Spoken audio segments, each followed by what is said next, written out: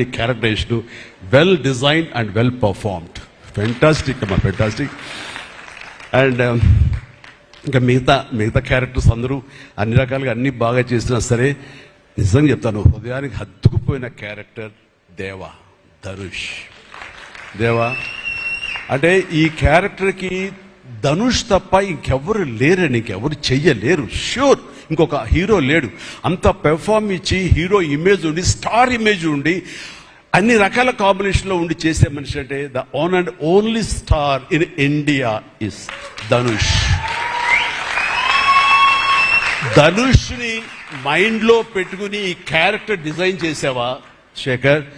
లేదు, నీ క్యారెక్టర్కి అతను అనుకోకుండా సరిపోయాడా అని అంటే నాకు లేదు. నువ్వు ధనుష్ని దృష్టిలో పెట్టుకుని క్యారెక్టర్ డిజైన్ చేసేవేమో అనుకో అనిపిస్తుంది నాకు. ఎందుకంటే ఈయన సపోజ్ నేను చేయలేని శేఖర్, ఐ వెరీ సారీ, நான் ரொம்ப பிஸியாக இருக்கேன், நான் பண்ண முடியாது అని சொன்னா என்ன பண்ணுவேని? ఎవరున్నారు చేయడానికి?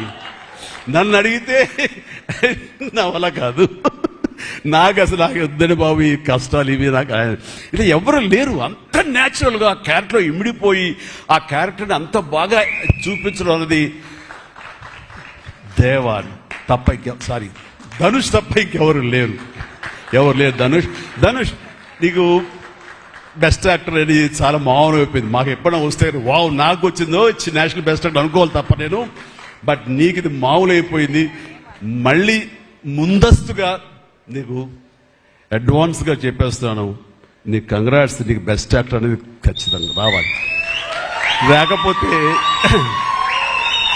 నీకు నేషనల్ అవార్డ్స్ అనేదానికి మళ్ళీ అర్థం లేదు. బట్ అది నీకు ఇది మామూలే, కానీ నీకు ఈ సినిమాకి వస్తే కనుక ఇందులో ప్రతి ఒక్కరికి ఇది గర్వకారణం. అది definite you will win. Fantastic. ఇక